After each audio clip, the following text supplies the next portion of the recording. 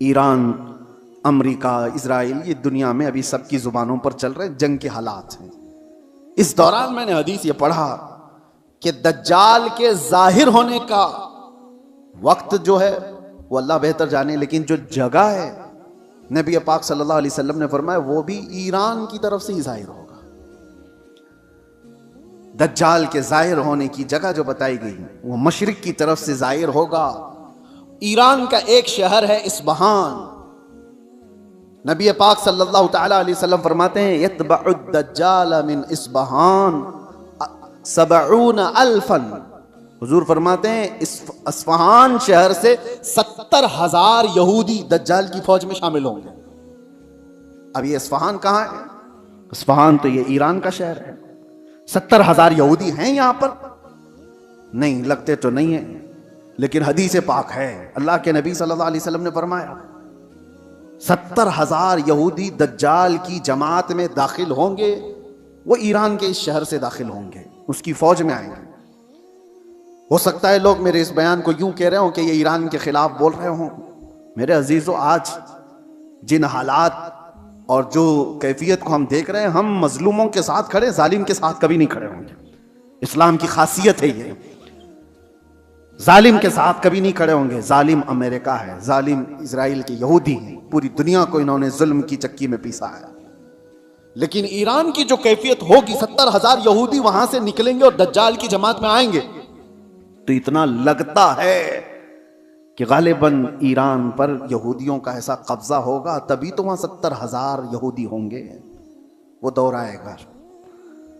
आज जिस हालत में ईरान लड़ रहा है, चंद बातें लोगों को खुश कर रही हैं। ईरान ने इतना ठोका, इतना मारा, हो सकता है, और यहूदियों को और सुपर पावर को घुटने टेकने पर मजबूर किया। ये वक्ती ताकत हो सकती है और अल्लाह कामयाबी दे। हम इसके खिलाफ नहीं हैं, लेकिन हदीस पाक, मुझे इस हदीस पाक से ये लगता है वो वक्त आएगा जब ईरान पर यहूदियों का एक गलबा होगा, तभी तो वहां से दज्जाल की जमात में लोग शामिल होंगे। दूसरी हदीस ये भी मैं बताऊं, इमाम मेहदी जब जाहिर होंगे तो फरमाएगा इमाम मेहदी की जो फौज होगी वो कुस्तुनतुनिया को फतह करेगी। कुस्तुनतुनिया क्या है? कॉन्स्टेंटाइन जिसको कहा जाता है, ये इस्तांबुल शहर है जो आज का टर्की का शहर। अब हदीस सुनो, इस्तांबुल शहर क्यों फतह होगा? वहां तो मुसलमान है। आज जो हालात हैं इस्तांबुल में, अजानों की आवाजें गूंज रही हैं, लोग नमाज पढ़ रहे हैं, फिर इमाम मेहदी क्यों फतह करेंगे? लगता है इससे भी यह है कि यह भी शहर मुसलमानों का नहीं होगा उस वक्त, यह भी ईसाई और यहूदियों के हाथ में जा चुका होगा और इमाम मेहदी के जमाने में उसको फतह किया जाएगा। और हदीस के जो अल्फाज मिलते हैं, तरतीब, पहले क्या होना है? इमाम मेहदी जाहिर होंगे, वो दिमश्क की तरफ लोगों को लेकर जाएंगे और फिर ये जंग होगी और फतेह कुस्तुनतुनिया होगा, यानी इस्तांबुल फतह होगा। वो तो सिर्फ 2 तकबीर पर फतह हो जाएगा। ये रिवायत में मिलता है इमाम मेहदी और मोमिनीन की जो जमात है वो शहर के बाहर खड़े होकर अल्लाहु अकबर कहेगी, आधा शहर फतह हो चुका होगा।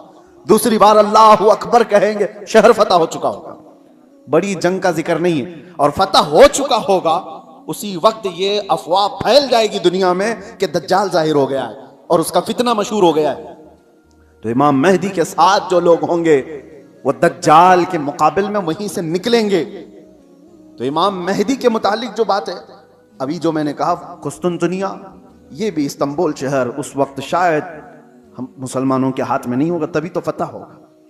और तीसरी एक खास बात, जो बात मैंने छेड़ा था, हुजूर फरमाते हैं जो मुजाहिदीन उस आखिर जमाने की जंग में शरीक होने वाले हैं, हुजूर फरमाते हैं अल्लाह ने उन पर आग को हराम फरमा दिया। वो रुए जमीन के बेहतरीन लोग होंगे जो इमाम मेहदी की फौज में शामिल होकर मुकाबला कर रहे होंगे दज्जाल से। लेकिन साथ में हुजूर फरमाते हैं, अब सुनिए तवज्जो, जिस जुमले पर मुझे बहुत ज्यादा ताज्जुब है, फरमाते हैं हुजूर कि मैं यहीं से उनके घोड़ों के रंग को भी देख रहा हूं। नबी पाक सल्लल्लाहु तआला अलैहि वसल्लम मुखबिर सादिक हैं, वो गैब की खबर जानते हैं, बाद के हालात देख रहे हैं, अल्लाह ने उनको इल्म अता किया। ये सब अपनी जगह पर, यह हमारा अकीदा है।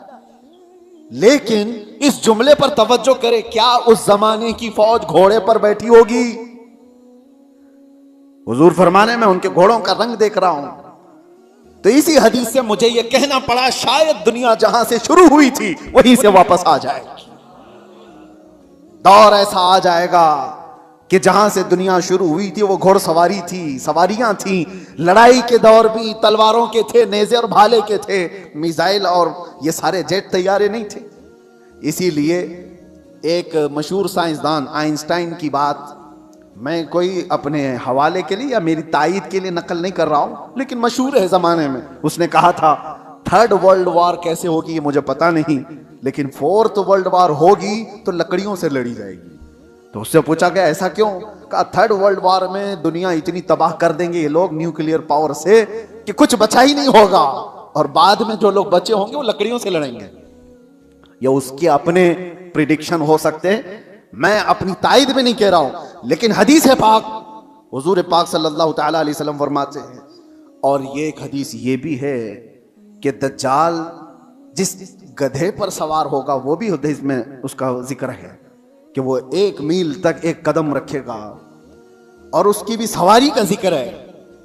अब वो कौन सी सवारी है उसका जिक्र आया है हदीसों में। तो हम हदीस के जाहिरी माने को भी देखते हैं, और हो सकता है उसका बातिनी कोई और माना हो, लेकिन जब तक हदीस जाहिर में समझ में आती है उसी पर हम अमल करते हैं। आखिर जमाना शायद वैसा आने वाला हो। इसलिए मेरे अजीजों, बहुत तरक्की पर जो आज उरूज पर लोग नाज करते हैं, शायद दुनिया उनको पटक देगी, दुनिया उनको वापस उनके नशे के गुरूर को मट्टी में मिलाकर रख देगी। आज जिनके पास पेट्रोट मिसाइल हैं, जिनके पास चांद में जाने की सलाहियत, जिनके पास मरियन पनडुब्बियां ऐसी के समंदरों को चीर करके निकलने वाली सारे हथियार, सब कुछ था इनके पास, लेकिन जिस दिन ये सारी टेक्नोलॉजी मार दी जाएगी, खत्म कर दी जाएगी, ये किसी और के जरिए से नहीं, तुम आपस में मार लोगे एक दूसरे को। तुमने भी हथियार बनाए, हमने भी हथियार बनाए, दोनों मार लेंगे, एक दूसरे को खत्म कर देंगे। फिर जीने का सलीका वही होगा जो इंसानों के इब्तिदाई जमाने में था। इंसान दुनिया में जिस तरह से बगैर लिबास के सादा सा आया था, उसी अंदाज से फिर जीने का तरीका सीख लेगा और दुनिया वहीं पर आ जाएगी।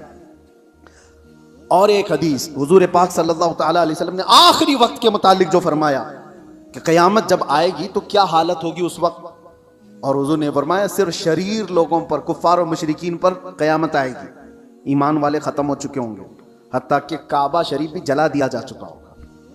हदीस पाक में मिलता है काबा को खत्म करने वाला एक हबशी शख्स आएगा, कुरान उठा लिया जाएगा रुए जमीन से। ईमान वाले पूरी दुनिया पर नहीं होंगे जब क़यामत आएगी। और क़यामत आने के वक्त, ऐन वक्त जो सूर फूंका जाएगा, उस वक्त लोग क्या कर रहे होंगे? उस वक्त हुजूर फरमाते हैं कि सब अपने अपने कामों में मशगूल होंगे। कोई खेती बाड़ी कर रहा होगा, हल चला रहा होगा, कोई कपड़ा काट रहा होगा, और वो वहीं से अपनी कैंची फेंक देगा। हल चला रहा होगा, वही फेंक देगा वो आवाज सुनते ही, यहां तक कि हामिला औरत के पेट से बच्चा निकल जाएगा उस आवाज की दहशत से। दूध पिलाने वाली मां अपने बच्चे को फेंक देगी। ये जो हदीस में है, वहां पर भी दुनिया की बड़ी तरक्कियात का जिक्र नहीं है। ये नहीं है कि बहुत हाई फाई इंटरनेट में आदमी बैठा होगा या मशीनें चला रहा होगा। वहां पर भी हदीस में जिक्र मिलता है कि हल चला रहा होगा, कैंची काट रहा होगा। फिर मुझे यही कहना पड़ता है कि दुनिया जहां से शुरू हुई थी उन्हीं हालात पर आ जाएगी। ये कैंची हाथ में लेगी और हल हाथ में लेगी, जमीन में बीज बोएगी और फसल उगाएगी, और जब आएंगे तो चक्की पीस करके अपने घर के खाने का इंतजाम करेगी। बहरहाल जो भी हालात हैं, हम दुनिया के आखिरी वक्त पर आ चुके हैं। और एक ये भी बात मैं कह करके जाता हूं, बाज बुजुर्गों ने फरमाया इमाम मेहदी कब जाहिर होंगे, तो उसके मुतालिक बुजुर्गों ने फरमाया जब सारे मोमिनीन दुआ करने लग जाएं कि ऐ अल्लाह इमाम मेहदी को जाहिर फरमाते, तो अल्लाह तबारक व तआला करीब है कि उनको जाहिर फरमाएगा। लेकिन आज की सिचुएशन ये है, मैं देखता हूँ हम सारी दुआएं करते हैं, क्या मोमिनीन की आम जमातें इमाम मेहदी के जाहिर होने की दुआ करते हैं? कहीं ये दुआ का भी रिवाज आम हो जाए कि अल्लाह इमाम मेहदी को जाहिर फरमाते। जब ये दुआ कसरत से होने लगी कि वो आ जाएंगे इमाम मेहदी के जाहिर होने की। और दूसरी हदीस ये भी है, यदहलुन नासु, हुजूर फरमाते हैं अन जिक्रि दज्जाल, दज्जाल का जिक्र करना लोग छोड़ चुके होंगे, उलमा मिंबरों से बयान करना खत्म कर चुके होंगे, तब दज्जाल आएगा। जब तक दज्जाल के बारे में अवेयरनेस होगा लोगों के दरमियान, दज्जाल नहीं आएगा। लोग बयान करना छोड़ चुके होंगे और उसका जिक्र करना तर्क कर चुके होंगे। ये दोनों चीजें हमारे अंदर आने ना पाए। अल्लाह तबारक व तआला हम सबको आखिरी ज़माने की फितनों से महफूज फरमाए। आज जो होने वाले हालात हैं उसके लिए आप अपने अपने इंतज़ामात में, लोग आज अपना राशन पानी सब जमा कर रहे हैं, मैं कहता हूँ अपना ईमान भी जमा करके रखो, अपने आमाल और अपने अकीदे की हिफाजत करो। कल के आने वाला दौर, एक दिन 2 दिन रोटी ना खा करके अगर आप रह भी जाओगे लेकिन ईमान के बगैर दुनिया से जाओगे तो हमेशा जहन्नम में जलाए जाओगे। ईमान की हिफाजत भी आज उतनी ही ज़रूरी है, इसलिए कि आदमी जब मुसीबतें आती हैं तो इनकार खुदा कर बैठता है, वो लोगों के पीछे चल भागता है। वो दौर आएगा जब लोग अपने माल की तरफ तुम्हें बुलाएंगे, तुम्हारे पास होगा कुछ नहीं तो भागोगे उनके पास, अपना ईमान भी बेच दें, सब कुछ, कि मुझे मेरे बच्चों को खिलाना है, मैं आज इसके पास जाऊंगा, इसके पास माल है, इसके पास खाना पानी है, इसके पास राशन है, ये सब कुछ दे रहा है। ये कहा गया कि दज्जाल रोटियों के पहाड़ लेकर चलेगा। जब दुनिया में कहत होगा, लोग खाने के मोहताज होंगे और दज्जाल के पास ग़िज़ा के पहाड़ होंगे, चल रहे होंगे साथ में। दुनिया भूखी उसके पीछे लपक जाएगी कि रोटियों का पहाड़ इसके साथ है, तो खाने का जखीरा जिसके पास होगा दुनिया पागल की तरह उसकी तरफ लपक जाएगी। तो आने वाला दौर अगर कहत का है तो आप ये भी ईमान रखो कि जहां खाना बट रहा है वहां ईमान वाला नहीं जाता। जहां मेरे मुस्तफा की मोहब्बत बट रही है, भूख को तर्क करेगा, मेरे आका के कदमों को इख्तियार करे। इंसान की शुरुआत जो होती है बचपने से, बच्चा है, बच्चा जिस कैफियत में बड़ा होता है, जवान होने के बाद एक पूरा इंसान नजर आता है। बच्चे को पूरा इंसान नहीं कहा जाता, उसकी अक्ल भी कम है, उसकी समझ कम है, उसके चलने फिरने में कमजोरी है, खाने पीने में मुकम्मल नहीं है। लेकिन जब बूढ़ा होता है तो उसको वापस बचपने की तरह बना दिया जाता है। इंसान की जिंदगी जहां से शुरू हुई उसी तरफ वापस आ जाती है। अब इस आयत की तफसीर में उलमाए इज़ाम, मुफस्सिरीन इज़ाम ने फरमाया है कि एक हालत से दूसरी हालत की तरफ फेर दिया जाना, इसको नुनक्किसहु फिल खल्क़ कहा जाता है। सूरह यासीन की जो आयत मैंने आपके सामने पढ़ी, हमारी ज़िंदगी जैसे शुरू हुई, बचपने में दांत नहीं थे, सिर्फ दूध पी सकते थे और कोई हार्ड ग़िज़ा नहीं खा पाते हैं। बचपने में हाजमा इतना मजबूत नहीं था कि गोश्त मछली सब खा लें, वो नरम ग़िज़ा खाता। बचपने में वो खुद से चल नहीं पाता था, किसी के सहारे की ज़रूरत होती थी। बचपने में बोलने में ततलाहट आती, साफ साफ अल्फाज नहीं बोल पाता। छोटा बच्चा एक सवाल को बार बार करने लगता है, उसी चीज़ को बार बार पूछता है। छोटा बच्चा कभी कभार खुद से पेशाब पखाना कर लेता है, उसे एहसास नहीं हो पाता बिस्तर में, उसकी सफाई के लिए उसके साथ किसी की ज़रूरत होती है। अब हम आते हैं बचपने से, जब बड़ा हुआ जवानी में ये सारी चीज़ें उसकी परफेक्ट हो गई, लेकिन जैसी बूढ़ापे को पहुंचा फिर से वही हालत पर आया कि अब बूढ़ा भी दांत गिरने की वजह से हार्ड चीज़ें खा नहीं पाता। बूढ़े को भी नरम ग़िज़ा देनी पड़ती है। बूढ़े का भी हाजमा मजबूत नहीं होता कि हर चीज़ वो हजम कर ले जाए।